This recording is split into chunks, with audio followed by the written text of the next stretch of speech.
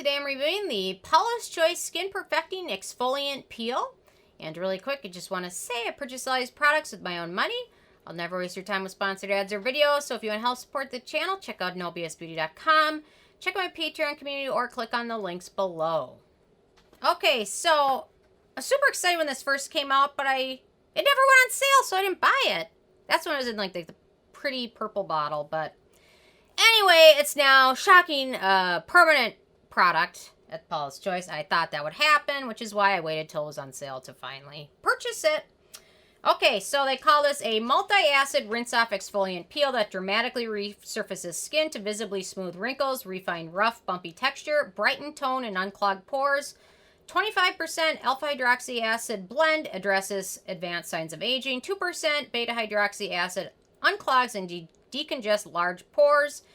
Smooth liquid gel texture, rinse-off formula leaves skin soft and glowing. And I have a lot of thoughts on this one and a few recommendations slightly different to what they recommend using it. So, okay, let me get to my first criteria, which is packaging, and they've done a nice job. A little opaque bottle. I like little bottles like this because I can shove them in my drawer and they don't take up space on my countertop.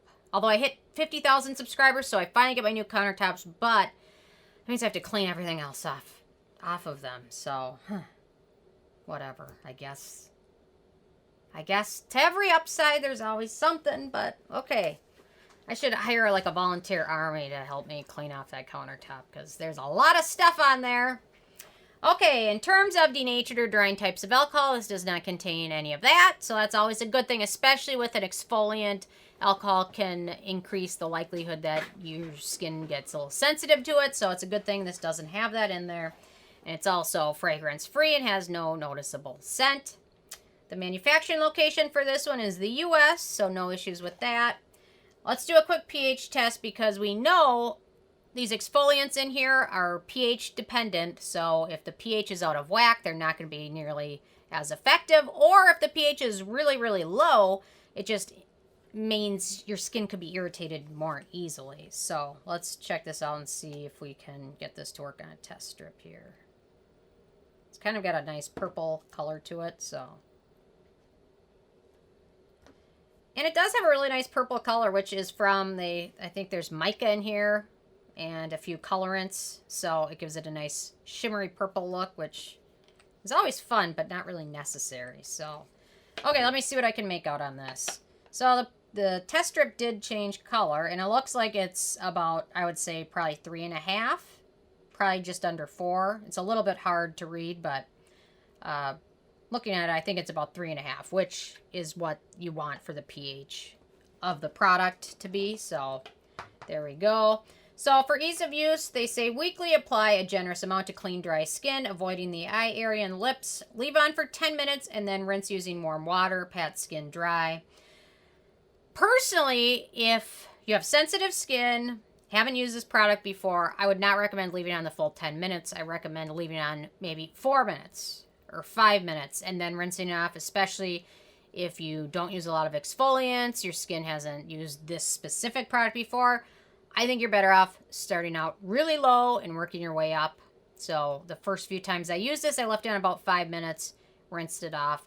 Now that I've used it probably 6 weeks or so, I leave it on for about 8 or 9 minutes. But I still don't go all the way up to 10 because my skin knows what it can handle. And I think about 8 to 9 minutes is the max for this one because it is pretty strong.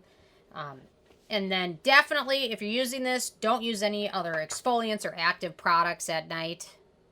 Use a good moisturizer serum, go to bed, and then the next day, if you use an exfoliant or retinol or whatever, do it that way. But don't use other actives right after you use this one because it just increases the chance that your skin will not be happy with you. Yeah, so that's very important. And then starting out slow. Okay, so antioxidants and beneficial ingredients.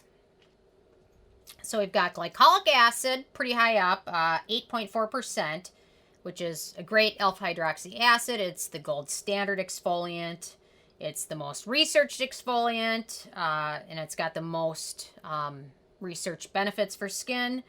Helps to reveal fresher skin. It can also help skin's collagen production, which also helps firm skin up. And it can also help fade hyperpigmentation, and sun damage. So a very good ingredient.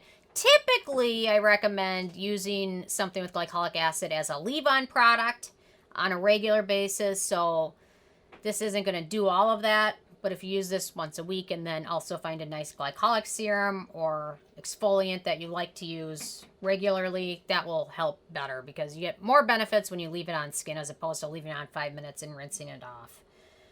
Then we've got 7% lactic acid, another alpha hydroxy acid, which has exfoliation as well as hydration properties.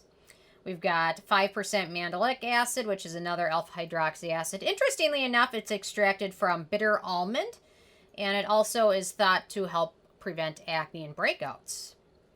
Then we've got 2% tartaric acid, which is another alpha hydroxy acid antioxidant, and not very frequently studied. So other than knowing it's an exfoliant with antioxidant benefits, there's not a whole lot of research on it for topical use. Then we've got 2% salicylic acid, beta-hydroxy acid, anti-acne exfoliant. Also has some skin soothing properties, which is sometimes why you see it in products that aren't exfoliants. Then we've got 2.5% malic acid, which is an alpha-derived alpha-hydroxy acid exfoliant. Another ingredient without tons of real research on it. Then we've got sodium hyaluronate, which is a humectant.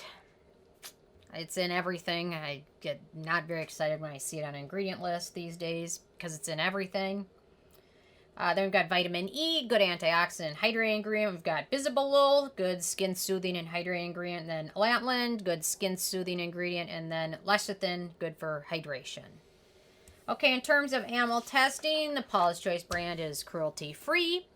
So let's talk about performance of this one. So after using it, my skin certainly feels soft and glowy the next day.